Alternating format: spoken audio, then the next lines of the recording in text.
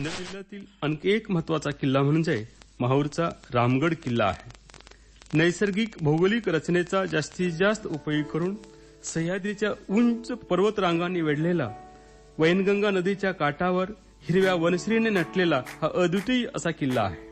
नांदेड या जिल्ह्याच्या ठिकाणाहून जवळपास 150 किलोमीटर अंतरावर माहूर हे तालुक्याचं ठिकाण आहे। माहूर शहरापासून 4 किलोमीटर अंतरावर डोंगरावर हा किल्ला उभारण्यात आलेला आहे। 3 पीठापैकी एक पीठ म्हणजे रेणुका माता या नावानं ओळखलं जातं। त्याचबरोबर दत्तात्रयाचं जन्मस्थान, चक्रधर स्वामींच्या गुरुजींनी ज्ञान सामर्थ्याचा स्वीकार केलेलं ठिकाण, तसंच दक्षिणेच्या इतिहासात महत्वाची भूमिका असलेलं एक ऐतिहासिक स्थळ म्हणजे माहूर। माहूर किल्ल्याची माहिती देताना भाऊसाहेब नेटके। हा किल्ला 2000 चौरस मीटराच्या लांबीचा व रुंदीचा असून एकूण 9 बुरुज, यामध्ये महाकाली बुरुज हा महत्वाचा बुरुज या ठिकाणी होता। सदरील हा किल्ला एकूण याला मुख्य 2 दरवाजे होते। मुख्य दरवाजा हा हत्ती दरवाजा, तर दुसरीकडील बाजूचा हा दरवाजा दक्षिण दरवाजा म्हणून ओळखला जायचा। या किल्ल्याला एकूण जी तटबंदी आहे 2000 चौरस मीटर ही पसरलेला किल्ला असून ह्या किल्ल्याचा मुख्य इतिहास मूळ स्थित असलेला गोंडवाना प्रदेश, या प्रदेशाच्या अंमलाखाली हा किल्ला मुख्यत्वे येत होता। या किल्ल्यावरती जवळपास 9व्या शतकापासून 14व्या शतकापर्यंत गोंड राजाचं किंवा त्याच्या वंशजाचं राज्य या किल्ल्यावरती होतं। 16व्या शतकात मात्र हा किल्ला हैदराबादच्या निजामाच्या राजवटीकडे होता।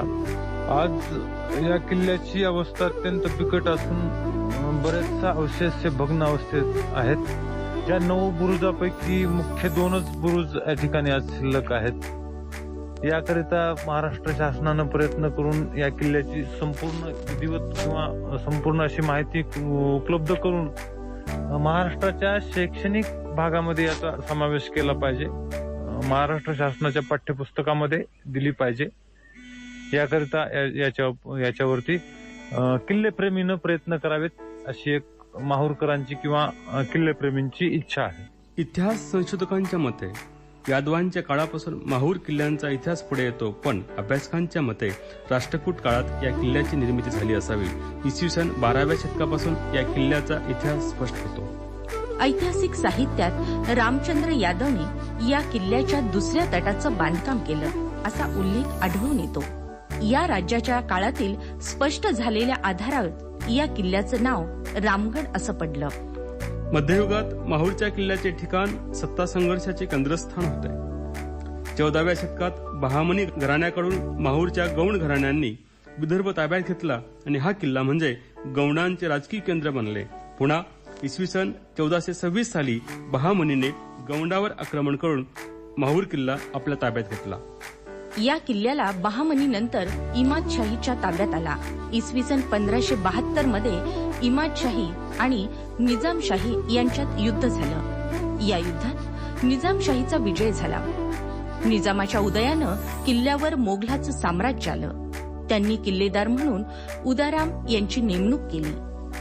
पुढे या किल्लेदारांनी स्थानिक रयतेला एकत्र करून इसवी सन 1822 मध्ये निजामशाहीशी लढा देण्याचा प्रयत्न केला, पण निजामशाहीपुढे तो टिकू शकला नाही। माहूरचा किल्ला भारत स्वातंत्र्यापर्यंत निजामी राजवटीच्या ताब्यात राहिला। 2 समांतर डोंगरांच्या दरीत बांधलेल्या या माहूर किल्ल्याला तिन्ही बाजूनी पैनगंगेच्या प्रवाहामुळे नैसर्गिक संरक्षणाची मजबूती मिळालेली आहे। आकाराने विशाल आणि संरक्षणाच्या नैसर्गिकपणामुळे या किल्ल्याचे अद्वितीय असे वेगळेपण आहे। माहूरच्या रामगड किल्ल्याचं वेगळेपण आणखी एका कारणानं स्पष्ट होतं, ते म्हणजे हा किल्ला संपूर्ण डोंगर माथा व्यापणार आहे। यास 7 किलोमीटर अंतरापेक्षा जास्त अशी भक्कम अशी 11.60 मीटर उंचीची पूर्ण डोंगर माथ्याला वेढा घालणारी तटबंदी उभारण्यात आलेली आहे। हा किल्ला डोंगर माथ्यावर असल्यामुळे किल्ल्यावर जाण्यासाठी जो मार्ग आहे तो चढ असून सभोवताल पूर्ण दुर्गम जंगल आहे। या किल्ल्याला जंगलातून चढताना चढ व उतरताना उतार अशा पायवाटेने जावे लागते। परिसराची टेहळणी करण्यासाठी तटबंदी नंतर बुरुजांचे महत्व अधिक असते. माहूर किल्ल्याच्या डोंगरावरील तिन्ही भागास 3 प्रमुख बुरुज आहेत. या तिन्ही बुरुजांची नावं अत्यंत रोमांचकारी आहेत. धनबुरुज, महाकाली बुरुज आणि निशाणी बुरुज अशी ही नावं. पैनगंगा नदी पात्रापासून अंदाजे 700 मीटर उंचीवर असलेले हे तिन्ही बुरुज किल्ल्याचे आकर्षण वाटतात.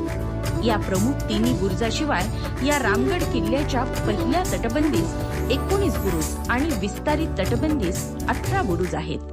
माहूरचा किल्ला डोंगरावर असल्यामुळे त्यास एकच प्रवेशद्वार आहे. या प्रवेशद्वाराला हत्ती दरवाजा या नावाने ओळखण्यात येतो. हा दरवाजा 2.40 मीटर रुंद आणि 8 मीटर उंचीचा आहे. यावर सुंदर असे नक्षीकाम केलेले आहे. हा दरवाजा किल्ल्याच्या उत्तरेकडच्या दिशेने आहे. या मुख्य प्रवेशद्वाराशिवाय किल्ल्याच्या दक्षिण दिशेला असलेल्या रेणुका मातेच्या मंदिराकडे जाण्यासाठी एक छोटा दरवाजा पण किल्ल्याला बांधण्यात आलेला असून या प्रवेशद्वाराला महाकाली प्रवेशद्वार असंही म्हणतात. किल्ल्याच्या मुख्य प्रवेशद्वाराजवळील हत्ती दरवाजाला लागून विस्तीर्ण असे 2 दालने आहेत. या वास्तुशेजारीच एक छान सर्वसोयीयुक्त असे झरोका महल आहे. या महलाचे आकर्षण त्यापुढे असलेल्या पाण्याच्या मोठ्या हौदात दिसणाऱ्या कारंजामुळे अधिक खुलून दिसते. अशा खुणा भग्न अवस्थेवरून आज स्पष्ट होताना दिसतात. त्याचबरोबर याच हत्ती दरवाजाच्या दुसऱ्या बाजूला एक कार्यालय अशी मुख्य इमारतीची वास्तू होती. या कार्यालयीन वास्तूला चीनी महल या नावाने ओळखण्यात येते. चीनी महलला लागूनच राजवाडा, राणी महल, अंबरखाना, बारूद कोठार, निवासालय, एक मच्छी अशा वास्तूच्या खुणा दिसून येतात.